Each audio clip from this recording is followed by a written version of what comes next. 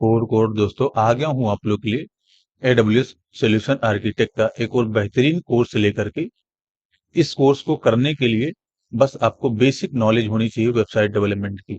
यानी कि अगर आपको एक छोटा सा भी वेबसाइट बनाने आता है तो आप इस कोर्स को कर सकते हैं। अगर आपको वेबसाइट बनाने नहीं आता है, कोडिंग करने नहीं आता है, तो एटलीस्ट आपको इतना पता होना चाहिए कि वेब डेवलपमेंट प्रोसेस क्या है। अगर आपको प्रोसेस भी मालूम है तब भी आप इस कोर्स को कर सकते हैं। इस कोर्स को क्यों करते हैं? वेब डेवलपमेंट और मोबाइल ऐप डेवलपमेंट के प्रॉब्लम्स के सलूशन के लिए हम इस कोर्स को करते हैं। इस कोर्स को हम स्टार्ट करें उससे पहले आपको मैं बता दूं कि आपके पास AWS का एक अकाउंट होना चाहिए। तो अकाउंट क्रिएट करने के लिए आप AWS की वेबसाइट पे विजिट कर सकते हैं। यानी कि यहाँ पर सर्च करेंगे AWS, फर्स्ट लिंक पे क्लिक करेंगे तो आपको भी इस तरीके का विंडो दिख जाएगा। यहाँ पर क्लिक करके आप फ्री अकाउंट क्रिएट कर सकते हैं। तो अकाउंट क्रिएट करने में एक लंबा प्रोसेस है, इस वीडियो के अंदर मैं नहीं बताने वाला हूँ। एक वीडियो मैंने ऑलरेडी बना दिया है अकाउंट कैसे क्रिएट करना है AWS का। इसी वीडियो के डिस्क्रिप्शन में मैं उस वीडियो का लिंक डाल दूंगा। पहले आप उस वीडियो को देख करके अपना अकाउंट क्रिएट कर लीजिएगा। या तो आप मेरे चैनल पर विजिट करिए, just for code YouTube channel पर प्लेलिस्ट वाले सेक्शन में जाइए और नीचे की तरफ आप देखेंगे जाकर के तो AWS ट्यूटोरियल फॉर बिगिनर इसके नाम से एक प्लेलिस्ट है। इसके अंदर फर्स्ट वीडियो जो है वो अकाउंट क्रिएट करने से रिलेटेड ही है। तो उसी वीडियो को फॉलो करके आप स्टेप बाय स्टेप अपना अकाउंट क्रिएट कर सकते हो। अब अकाउंट क्रिएट करने के लिए आपके पास बैंक अकाउंट होना चाहिए, किसी भी बैंक में अकाउंट होना चाहिए, बस ग्रामीण बैंक ना हो। आपके पास डेबिट कार्ड होना चाहिए, आपके पास पैन कार्ड होना चाहिए। ठीक है। अगर आपके पास बैंक अकाउंट नहीं है, डेबिट कार्ड नहीं है, तो आपके किसी फैमिली मेंबर का भी डेबिट कार्ड या बैंक अकाउंट चलेगा, आपके दोस्त का भी चलेगा। अकाउंट क्रिएट करते समय बस आपको एक डेबिट कार्ड लगाना है, वीजा कार्ड हो मास्टर कार्ड हो उससे कोई फर्क नहीं पड़ेगा। हाँ, ये दोनों कार्ड हो तो ज्यादा अच्छा होता है और काफी जल्दी आपका पैसा जो है कट जाता है और आपका जो अकाउंट है वो भी वेरीफाई हो जाता है। आपका जो बैंक अकाउंट हो उसके पास स्विफ्ट कोड होता है ना, तो और भी फास्ट आपका जो AWS का अकाउंट है वो क्रिएट होता है और वेरीफाई हो जाता है। ग्रामीण बैंक का अकाउंट मत डालिएगा। अगर आपके पास नहीं है तो किसी जो है ऐसे बैंक में अकाउंट खुलवाइए अगर आपको इस कोर्स को करना है तो। यानी कि आपके पास बैंक अकाउंट होना चाहिए, चाहे वो आपके किसी फैमिली मेंबर का हो, चाहे वो आपके फ्रेंड फ्रेंड का हो, उससे कोई फर्क नहीं पड़ेगा। तो जब आप अकाउंट क्रिएट करेंगे तो 2 से 3 रुपए कटेंगे उस वीडियो को देखकर। यानी कि जो वीडियो है इसको देखकर आप अकाउंट क्रिएट करिएगा, 2-3 रुपए कटेंगे। अब जब आप इनका सर्विस यूज करना स्टार्ट करेंगे AWS का, उसके बाद भी ये आपको बिल देते हैं, यानी कि बिल जनरेट करते हैं। तो जो बिल जनरेट हुआ है वो तब तक नहीं कटेगा जब तक आप उसको खुद से पे ना कर दें। यानी कि जनरेटेड बिल जो है वो ऑटोमेटिक नहीं कटेगा। AWS आपका पैसा ऑटोमेटिक नहीं काटेगा अपने आपके बैंक से जब तक आप खुद से पे नहीं करेंगे। कैसे पे करना है, क्या प्रोसेस है, वो सारी चीजें मैं बताऊंगा आपको। तो सबसे पहला काम आपको क्या करना है, AWS का एक अकाउंट क्रिएट कर लेना है।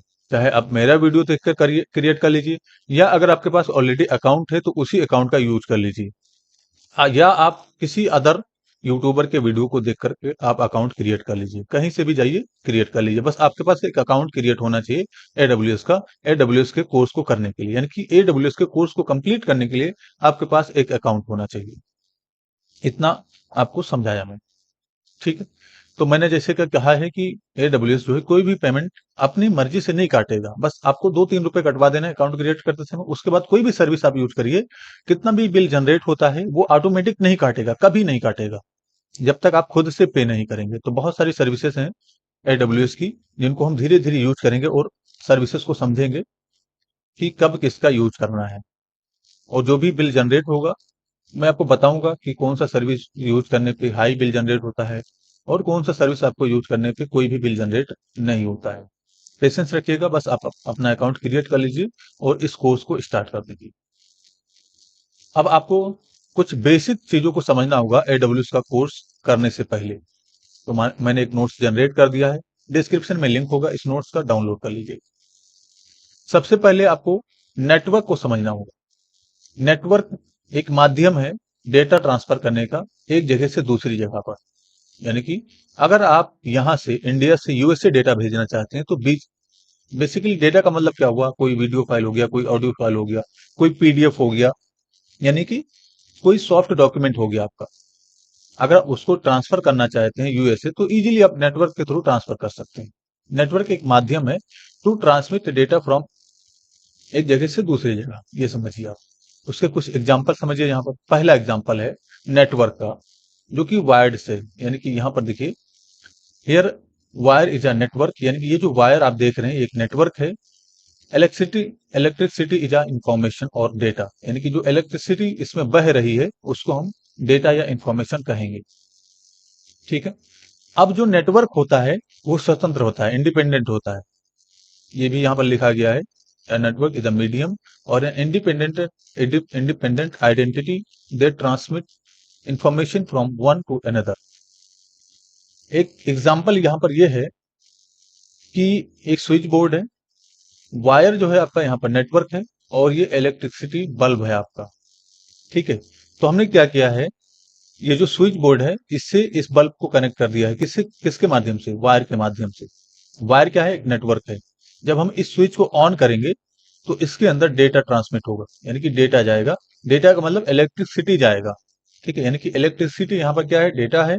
और ये जो वायर है ये क्या है, नेटवर्क है। ठीक है। तो जब आप स्विच को ऑन करेंगे इलेक्ट्रिसिटी जाएगा और ये बल्ब ऑन हो जाएगा, यानी कि जल जाएगा। यहाँ पर एक टर्म लिखा गया है इंडिपेंडेंट। तो ये जो नेटवर्क होता है वो इंडिपेंडेंट होता है। इंडिपेंडेंट का मतलब ये हो गया कि स्वतंत्र है। अगर आप यहाँ पर बीच में एक और वायर कहीं से कनेक्ट करते हो और दूसरा बल्ब यहाँ पर जला देते हो, तो वो भी उतना ही स्पीड से जलेगा जितना ये जल रहा था। अगर आप इसी वायर के अंदर कट लगा के तीसरा बल्ब भी जलाते हो तो वो उसको भी सेम इलेक्ट्रिसिटी मिलेगा। इसी तरीके से आप चाहें तो इसी वायर से 10 और बल्ब के कनेक्शन ले सकते हो और 10 बल्ब को सेम इलेक्ट्रिसिटी मिलेगा, कोई भी फर्क नहीं पड़ेगा। इसीलिए नेटवर्क इंडिपेंडेंट होता है। एक नेटवर्क से दूसरा नेटवर्क इजीली आप जोड़ सकते हो। ठीक है। कभी आपने नेटवर्क को सर्च किया है, यहाँ पर सर्च करिए जरा, नेटवर्क इमेजेस। इमेजेस को सर्च करेंगे तो नोटिस करिए कुछ इस तरीके से आपको जाल की तरह कुछ दिखेगा, है ना। देखिए अब ये जो नेटवर्क है, ये सारी चीजें, पहले ये मान लीजिए, अब इससे ये कनेक्ट हो गया, इससे ये कनेक्ट हो गया, इससे ये कनेक्ट हो गया, इस तरीके से एक दूसरे से कनेक्ट होता है, यानी कि एक तरीके का जाल है। ठीक है। यहाँ पर आइए नोट्स के अंदर, तो पहला एग्जांपल आपने समझा कि जो नेटवर्क है वो स्वतंत्र है। ये जो वायर है ये आपका नेटवर्क है, इसके अंदर जो इलेक्ट्रिसिटी बह रहा है वो आपका डेटा है या इंफॉर्मेशन है। ठीक है। एक दूसरा एग्जांपल समझिए जरा, इंटरनेट इज अ नेटवर्क, यानी कि इंटरनेट क्या है, एक नेटवर्क है। इंटरनेट नेटवर्क है। यूट्यूब चैनल पर जब हम जाते हैं तो अगर हमारा इंटरनेट ऑफ होता है तो यूट्यूब का कोई भी वीडियो हम नहीं देख सकते हैं। ठीक है। तो इंटरनेट के थ्रू हम यूट्यूब से कनेक्ट हो जाते हैं और वीडियो हम देखते हैं या वीडियो हम वॉच करते हैं, तो वो क्या है, वो डेटा है। ठीक है, यानी कि वीडियो एक डेटा है और इंटरनेट क्या है, इंटरनेट नेटवर्क है। यहाँ पर क्या नेटवर्क था, वायर एक नेटवर्क था। यहाँ पर नेटवर्क क्या है, इंटरनेट। तो अगर आपका इंटरनेट ऑन नहीं है तो आप यूट्यूब से कनेक्ट नहीं हो पाएंगे और ना ही आप कोई वीडियो देख पाएंगे। इसलिए इंटरनेट क्या है, एक नेटवर्क है। अब मान लीजिए आप वीडियो देख रहे हैं इंटरनेट से, ठीक है, और आपके बगल में एक बंदा है, वो भी वीडियो देखना चाहता है यूट्यूब से और उसके पास इंटरनेट नहीं है, तो आप क्या करते हो, अपना इंटरनेट उसको शेयर कर देते हो, यानी कि एक और इसी इंटरनेट से एक और मोबाइल कनेक्ट हो गया और वो भी वीडियो देखने लगा। तो नेटवर्क इंडिपेंडेंट होता है। अब इसी से चाहे तो आप दो तीन जितना भी मोबाइल कनेक्ट करना चाहें कनेक्ट कर लें, नेटवर्क सभी को मिलेगा और सभी वीडियो देख पाएंगे। ठीक है। तो ये जो नेटवर्क है, यानी कि इंटरनेट, ये आपका कैसे कनेक्टेड हुआ, यानी कि ये वायरलेस कनेक्शन हुआ। यहाँ पर वायर्ड कनेक्शन था, ये वायरलेस कनेक्शन हुआ। ठीक है, समझ में आ जाएगा किसमें काफी स्पीड मिलता है और किसमें स्लो स्पीड मिलता है। जब इस इंटरनेट से काफी सारे मोबाइल आप कनेक्ट कर देंगे तो कहीं ना कहीं वीडियो प्रोसेसिंग थोड़ा स्लो होने लगेगा। ये सारी चीजें आप समझेंगे आगे धीरे धीरे। फिलहाल ये समझिए कि जो इंटरनेट है वो भी एक नेटवर्क है। वीडियो क्या है, वीडियो डेटा है। यहाँ पर ये जो वायर है ये एक नेटवर्क है, इसके अंदर जो इलेक्ट्रिसिटी बह रहा है वो आपका डेटा है या इंफॉर्मेशन है। इसको आप डेट यानी कि वीडियो की भी आप इंफॉर्मेशन या डेटा बोल सकते हैं, कोई इशू नहीं है। एक और अगला एग्जांपल देखिए, वाईफाई इज अ नेटवर्क, यानी कि वाईफाई क्या है, एक नेटवर्क है that share other internet which is also a network, यानी कि इंटरनेट भी नेटवर्क है और वाईफाई वाईफाई भी नेटवर्क है। ठीक है। तो एक वाईफाई से हम क्या करते हैं, यानी कि जो वाईफाई होता है वो इंटरनेट को शेयर करता है। मान लीजिए कि किसी के यहाँ वाईफाई लगा हुआ है, अब उससे आप 10 मोबाइल कनेक्ट कर दीजिए, कोई फर्क नहीं पड़ेगा। तो वाईफाई भी नेटवर्क है, और ये नेटवर्क को शेयर करता है। ठीक है। कहने का सिंबल समझ लो, अगर वाईफाई लगा हुआ है या अपना ही वाईफाई, अपना ही जो है इंटरनेट, आप 3-4 मोबाइल में कनेक्ट कर देते हैं इजीली। तो वाईफाई अगर आपके घर में लगा हुआ है, तो आप क्या करते हैं, उससे बहुत सारे मोबाइल्स को कनेक्ट करते हैं, और सभी को, यानी कि इंटरनेट के थ्रू डेटा ट्रांसफर या डेटा वॉच करने का जो भी है, अगर आप डेटा ट्रांसफर करना चाहते हैं तो इजीली आप कर पाएंगे। तो वाईफाई क्या है, वाईफाई भी एक नेटवर्क है, और नेटवर्क होते हुए भी ये नेटवर्क को क्या करता है, शेयर करता है। यानी कि एक नेटवर्क दूसरे नेटवर्क को शेयर कर सकता है, इस तरीके से समझिए। तो वाईफाई क्या करता है, इंटरनेट शेयर करता है ना, इसीलिए एक नेटवर्क दूसरे नेटवर्क को शेयर कर सकता है। यानी कि वाईफाई भी नेटवर्क है और इंटरनेट भी नेटवर्क है। तो वाईफाई एक इंटरनेट को दूसरे, यानी कि क्या करता है, वाईफाई इंटरनेट ही शेयर करता है। ठीक है। तो एक नेटवर्क दूसरे नेटवर्क को शेयर कर सकता है, ये एक डायग्राम के थ्रू समझाया गया है। उसके बाद सर्वर समझिए। अब सर्वर देखिए, मान लीजिए आपके पास एक छोटी सी इंडस्ट्री है, और उस इंडस्ट्री के अंदर आपके पास 50 लोग काम कर रहे हैं। ठीक है। 50 लोग काम कर रहे हैं आपके इंडस्ट्री के अंदर, और आपके पास कोई डेटा है, यानी कि कोई फाइल है, वीडियो है, या कोई ऑडियो है, या कोई पीडीएफ है, मान लीजिए कोई डेटा है आपके पास, जो आपको सभी इंप्लॉयज को शेयर करना है। यानी कि जितने भी इंप्लॉयज आपकी इंडस्ट्री में काम कर रहे हैं, सभी को अपना जो फाइल है आपको शेयर करना है। तो पहला तरीका क्या है शेयर करने का, पहला तरीका ये है कि आप पेन ड्राइव लेंगे, और उसमें उस फाइल को रखेंगे, और एक एक करके हम सभी को ट्रांसफर कर देंगे। यानी कि पहले हम किसी एक को देंगे, फिर दूसरे को, तीसरे को, चौथे को, इसी तरीके से हम 50 लोगों को फाइल ट्रांसफर कर देंगे। तो इसमें जो प्रोसेस है, ये जो प्रोसेस है वो काफी लंबा प्रोसेस है। हो सकता है कि फाइल ट्रांसफर करने में ही पूरा दिन चला जाए, यानी कि जितने भी इंप्लॉयज हैं उनके पास फाइल पहुंचने में ही पूरा 1-2 दिन चला जाए। ठीक है। तो पहला तरीका ये था। तो उसमें क्या है, बहुत ज्यादा टाइम लगेगा। दूसरा तरीका क्या है कि हम सर्वर बना दें, यानी कि एक सर्वर बना दें, और उस सर्वर के अंदर हम अपना फाइल रख दें, और उस सर्वर से हम वायर्ड के थ्रू सभी जो भी हमारे एम्प्लॉयज हैं 50 के 50 उनको कनेक्ट कर दें। तो जब इस सर्वर से, यानी कि ये जो सर्वर है, इससे सभी के सभी एम्प्लॉय कनेक्टेड रहेंगे वायर के थ्रू, तो सभी इजीली जो डेटा रखा हुआ है वो इजीली कॉपी कर पाएंगे अपने सिस्टम पे, और सभी को सेम ट्रांसफर स्पीड मिलेगा। अगर वो वायर्ड से कनेक्टेड हैं तो, अगर वायर्ड से कनेक्टेड हैं तो सभी को सेम ट्रांसफर स्पीड मिलेगा। यानी कि जो आपके यूजर हैं, जो आपके एम्प्लॉयज हैं, उनको अगर आपने वायर्ड से कनेक्ट कर दिया इस सर्वर से, सर्वर आप किसे कहेंगे, सर्वर अगर वायर्ड है, यानी कि ये आपका लोकल सर्वर माना जाएगा। लोकल सर्वर कभी भी वायर्ड से ही कनेक्ट होते हैं, यानी कि वायरलेस वायरलेस नहीं होते लोकल सर्वर। मान लीजिए आपका ऑफिस है, ऑफिस में 10 लोग काम करते हैं, आपने एक सर्वर बनाया। सर्वर का मतलब ऐसा सीपीयू जिससे मल्टीपल सीपीयूज कनेक्टेड है ना, यानी कि एक ऐसा सीपीयू जिससे मल्टीपल सीपीयूज कनेक्टेड हैं वायर्ड के थ्रू। तो वो वाला सीपीयू जिससे सभी सीपीयू कनेक्टेड हैं, उसी को हम सर्वर बोलेंगे। ये सर्वर हो गया। ठीक है। अब इस सर्वर के अंदर अगर डेटा रखा हुआ है और 10 एम्प्लॉयज वायर्ड के थ्रू कनेक्टेड हैं, तो 10 को सेम स्पीड मिलेगा, और 10 इजीली डेटा कॉपी कर पाएंगे अपने सिस्टम में। ठीक है। अब यही सर्वर, मान लीजिए आपकी जो इंडस्ट्री है वो काफी बड़ी है, और आपके जो एम्प्लॉयज हैं वो यूएसए से भी हैं, और नेपाल से हैं, इंडिया से हैं, दुबई से हैं, यानी कि अलग अलग कंट्री से या अलग अलग स्टेट से। होता है ना कि एक कोई कंपनी होती है, उसकी किसी बहुत सारी जगह पे ऑफिसेस होते हैं। यानी कि ऐसा होता है कि हमारी कंपनी जो होती है, मान लीजिए हमारा ही चैनल है, हम आपको पढ़ाते हैं, तो हमारे पास तो बहुत सारे जो है स्टूडेंट्स हैं, इंडिया से भी हैं, पाकिस्तान से भी हैं, नेपाल से हैं, अमेरिका से हैं, अफगानिस्तान से हैं, दुबई से हैं, बहुत सारी जगह से हमारे पास स्टूडेंट्स हैं। ठीक है। तो वो तो वायर से कनेक्टेड है नहीं, तो वीडियो कैसे देखते हैं। यानी कि एक हमारे पास सर्वर होना चाहिए क्लाउड पर, जहां पर हम अपना अपना वीडियो रखेंगे, और वहां से सारे एम्प्लॉयज हमारा वीडियो देखेंगे। लेकिन जब आप वायर से कनेक्टेड होते हैं ना, तो स्पीड आपको काफी फास्ट मिलता है। यही चीज, यानी कि ये जो डेटा है अब हमारे पास प्रॉब्लम क्या है? प्रॉब्लम ये है कि हमारे पास जो एम्प्लॉइज हैं या हमारे पास जो कस्टमर्स हैं वो अलग अलग कंट्री से हैं या अलग अलग स्टेट से हैं, तो सभी को तो हम वायर से कनेक्ट नहीं कर सकते हैं। ऐसा तो कर नहीं सकते हैं कि हम सभी को वायर से कनेक्ट कर दें, ऐसा पॉसिबल नहीं है। ठीक है, तब क्या करते हैं हम, किसी क्लाउड सर्विस के पास जाते हैं और अपना सर्वर वहां बनाते हैं। मान लीजिए अभी का जो मार्केट लीडर है वो एडब्ल्यूएस है, तो कभी भी आपको जो market leader cloud service provider है उसी को सीखना चाहिए।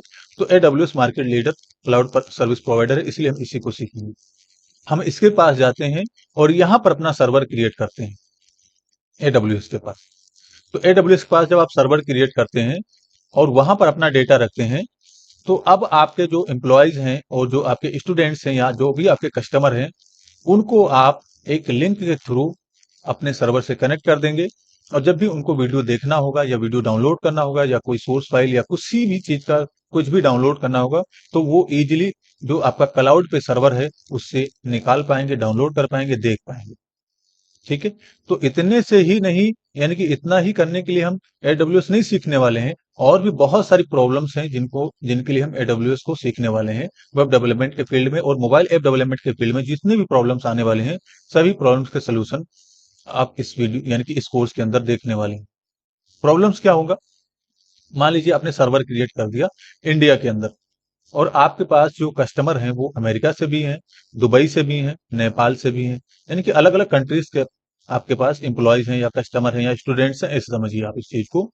तो क्या होगा अगर आपका सर्वर इंडिया में है? तो अगर आपका सर्वर इंडिया में है तो प्रॉब्लम ये होगा कि जो यूएसए से क्लाइंट आपका वीडियो या आपका सोर्स फाइल एक्सेस कर रहा है उसको थोड़ा स्लो स्पीड मिलेगा। जो दुबई से एक्सेस कर रहा है उसको थोड़ा स्लो मिलेगा। जो इंडियन होंगे उनको थोड़ा फास्ट मिलेगा। अब इंडिया में भी अगर आपके पास जो सर्वर है वो दिल्ली में है, तो दिल्ली के जो यूजर होंगे उनको काफी फास्ट मिलेगा, मुंबई के जो यूजर हैं उनको काफी स्लो मिलेगा। ठीक है, तो सभी को एक्यूरेट स्पीड मिले, सभी को एक्यूरेट स्पीड मिले, ऐसा कुछ करें हम, बस इसीलिए इसको उसको करने वाले हैं। यानी कि हमारा जो डेटा है, मैं चाहता हूं वो सभी को एक्यूरेट स्पीड से डाउनलोड करने का ऑप्शन हो, सभी को एक्यूरेट स्पीड से वॉच करने का वो मिले। ऐसा नहीं है कि इंडिया वाला जो बंदा है उसको काफी फास्ट मिल रहा है और जो यूएसए में बंदा है उसको काफी स्लो मिल रहा है स्पीड। तो इस प्रॉब्लम के भी सोल्यूशन के लिए एडब्ल्यूएस के पास जो है सर्विसेज हैं, उनका हम यूज करना सीखेंगे और ऐसी प्रॉब्लम्स को हम कैसे फिक्स करेंगे, वो सारी चीजें आप इस कोर्स के अंदर सीखने वाले हो। तो बस ये प्रॉब्लम नहीं है कि हम जो है वायरलेस जो है सभी यूजर्स को कनेक्ट कर दें किसी एक जगह पर सर्वर क्रिएट करके।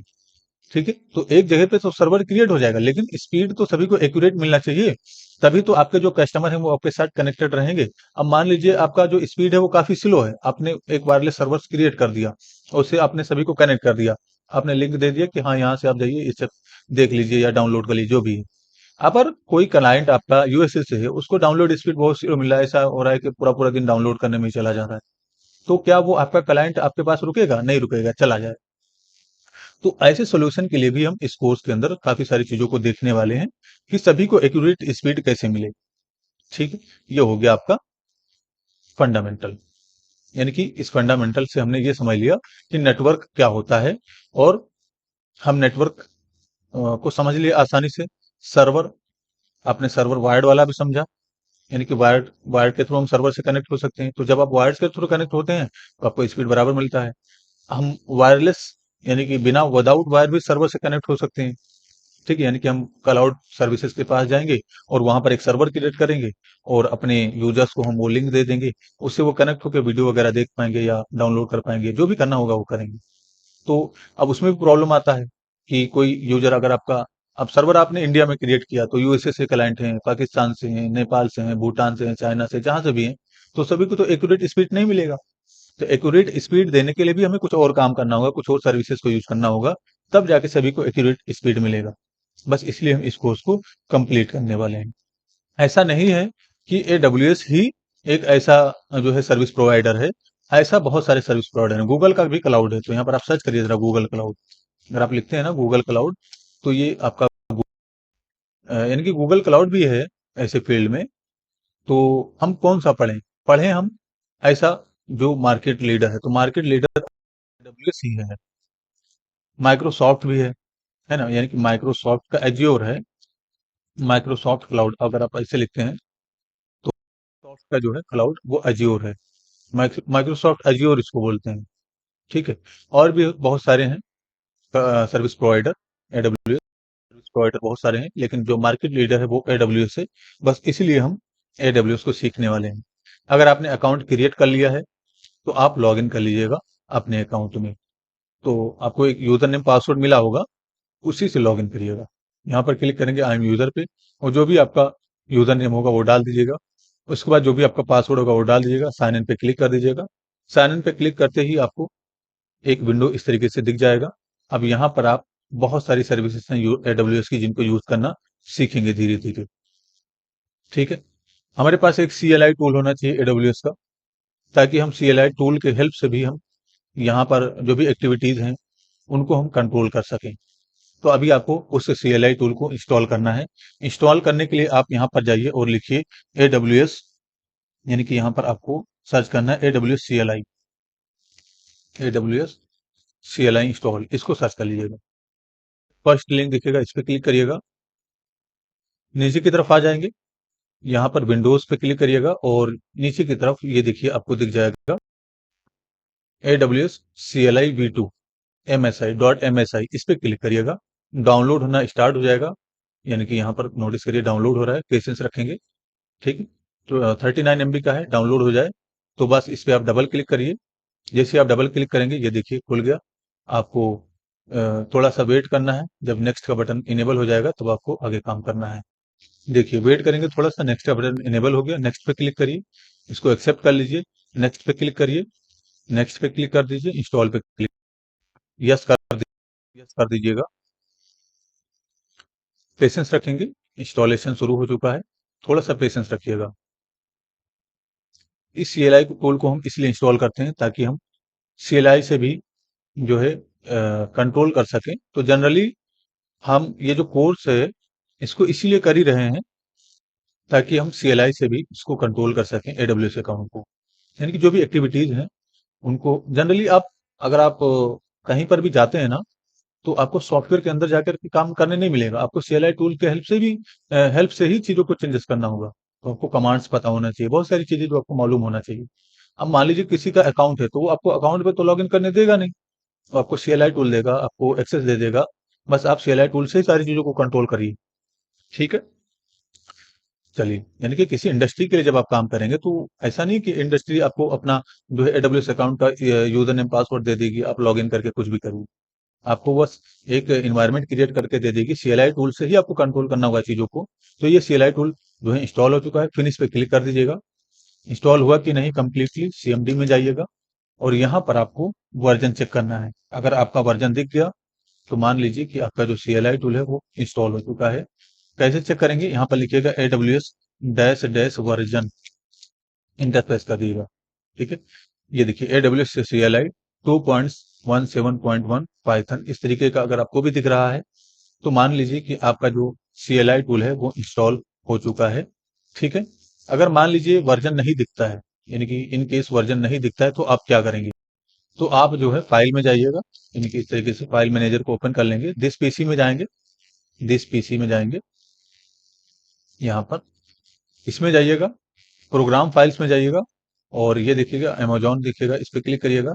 AWS CLI वर्जन 2, इस पे क्लिक करिएगा और ये जो ऊपर का पाथ होगा इसको कॉपी कर लीजिएगा। दिस पीसी पे राइट क्लिक करिएगा और प्रॉपर्टीज में जाइएगा। प्रॉपर्टी जाने के बाद आपको यहाँ पर दिखेगा एडवांस सिस्टम सेटिंग, इस पे क्लिक करिएगा। एनवायरमेंट वेरिएबल, इस पे क्लिक करिएगा और नीचे सिस्टम वेरिएबल में आपको आना है और देखना है पाथ कहाँ लिखा हुआ है, ये पाथ है यहाँ पर लिखा होगा। एडिट पे क्लिक करिएगा, न्यू पे क्लिक करिएगा, न्यू पे क्लिक करिएगा और जो आपने पाथ कॉपी किया था उसको पेस्ट कर देना है। लास्ट में एक बैकवर्ड स्लैश दे दीजिएगा इस तरीके से। ठीक है। तो ऑलरेडी मेरे में ये पाथ है इसलिए मैं इसको कैंसिल कर देता हूँ। इतना करना है, ओके करना है, आपको ओके करना है, ओके करना है। ठीक है। सारी चीजें ओके कर देना है। इतना करने के बाद अगर आप यहाँ पर जाके AWS डैश डैश वर्जन लिखते हैं तो आपको वर्जन दिख जाएगा इस तरीके से। वर्जन अगर दिख चुका है तो अभी हम इस CLI टूल को कनेक्ट कर देंगे अपने AWS अकाउंट से, ताकि हम कुछ एक्शन वगैरह भी परफॉर्म कर सकें यहीं से। तो अभी ये सेटिंग कर लीजिए, CLS कर लीजिएगा ताकि क्लियर स्क्रीन हो जाए। यहाँ पे लिखिएगा जरा AWS कॉन्फ़िगर, इस तरह से लिखिएगा AWS कॉन्फ़िगर। ठीक है। AWS कॉन्फ़िगर लिख के इंटर प्रेस करिएगा। AWS एक्सेस की ID मांगा गया, तो अपने अकाउंट में लॉगिन करिएगा। लॉगिन करने के बाद यानी कि जो आपने अकाउंट लॉगिन किया है यहाँ पर होगा, कहाँ है एडब्ल्यूएस में जहाँ पर आपने लॉगिन किया था, देखिए यहाँ पर आपने लॉगिन किया था। ठीक है, देखिए यहाँ पर क्लिक करिएगा सबसे पहले। और अगर आप एशिया रीजन में आते हैं तो आप एपी साउथ 1 मुंबई इसको चूज करिएगा, अगर आप इंडिया से हैं तो। अगर आप बाहर से हैं, यूं समझ लीजिए कि अगर आप इंडिया, पाकिस्तान, नेपाल, अगर इंडिया के करीबी देश से हैं और जहां पर डेटा सेंटर नहीं है तो आप एशिया पैसिफिक मुंबई ही चूज करिएगा। अगर आप अदर जगह से हैं तो आप सिंगापुर चूज करिएगा। ठीक है, या आप सर्च करिएगा, अगर आपके कंट्री के अकॉर्डिंग डेटा सेंटर है तो वो चूज करिएगा।